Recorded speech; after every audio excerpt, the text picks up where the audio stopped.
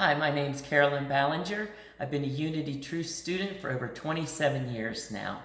I started with taking spiritual enrichment classes as well as ministry leadership training over 10 years ago while I was in Delaware, Ohio. And I feel I've been using my skills within my volunteer positions to use my leadership skills that I already have. So you asked me, my desire to become a spiritual leader? I think I already have been a spiritual leader, and maybe what I need is just that acknowledgement from someone else, those initials before or after my name, to let the world know, yes, she's been acknowledged and she is here to help. I've had 10 years experience running a ministry, a New Thought church, all the office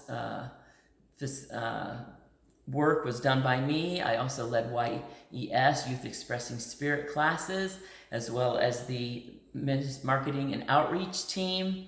I also ran the book nook for that same church. And most recently, I've been running Sunday meditations in between the services, as well as a weekly women's meditation that I thoroughly enjoy doing. I think that my strengths include my leadership, my organization skills, as well as my people skills. I think that my ability to listen with an open heart and also to pray and meditate with others are all skills that I use on a daily basis and within my leadership roles at the church. My areas that I need to develop, I think my biggest area that I need to develop is the ability to say no sometimes. Sometimes I say yes as a detriment to my own well-being, and so I need to take into account when do I need to shut down and to really recharge myself. It's okay sometimes to say no so that I can take care of myself. I feel I have a hands-on leadership role. My style is one where I like to get into the trenches with my people. I like to get in there and help them to take care of whatever's going on. I then feel like I give them clear instructions so they can be left to complete whatever task we've started together. I also feel like I'm very uplifting. I try to be encouraging. And I also like to have fun. And so I try to be very upbeat, even in the face of challenges or difficulties. I always try to find the solution and allow my team to work with me in finding those solutions, or solution that they'll be willing to work with me to solve. So my personal practice for maintaining my spirituality is, of course, my ability to meditate, either alone as well as with a group.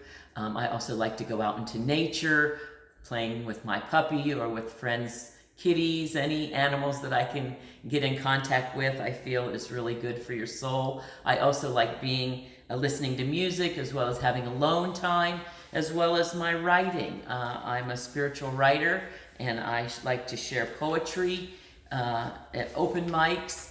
And you asked me who's been my greatest influencer in my life. And I can't really name one person who's been my greatest influencer. My mother at times was always very encouraging. My grandmother, who gave me my first diaries to start writing in. My sisters have always been on my side and on my team, as well as my daughters have also been very encouraging to me and have always also been some of my greatest teachers.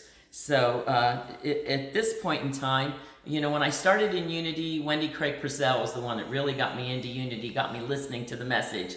And when I moved to Delaware, Ohio, Robin Thomas Volker was the one who helped me to see my greatness and to help me to connect with others. I actually got 6 songs written while I was in Ohio from people that she had encouraged me to work with to get my lyrics put into songs.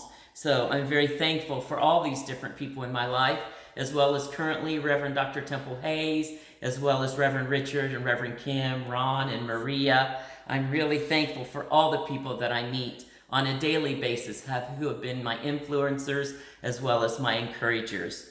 And because I am a writer, I'd like to leave you with a poem that I think shares my view of what I want my ministry as well as my writing to do in the world. It's called Wake Up Letter to the World.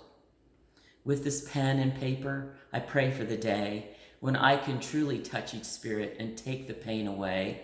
I pray for the pain to be washed away by our tears, tears for the way we've treated each other for years, tears for the children for which we all cry, tears for those who perish in the blink of an eye. As we learn to heal and we learn to trust again, might we learn from each encounter rather than treating each mistake as a sin. I pray for the peace to come and wash over us all, to help us work together at taking down the walls. Might you see you as me and us as one, till we can enlighten the world, until the work is done. Thank you for this opportunity to become an even greater and more influential spiritual leader at the guidance and with you journeying beside me. Thank you for this opportunity.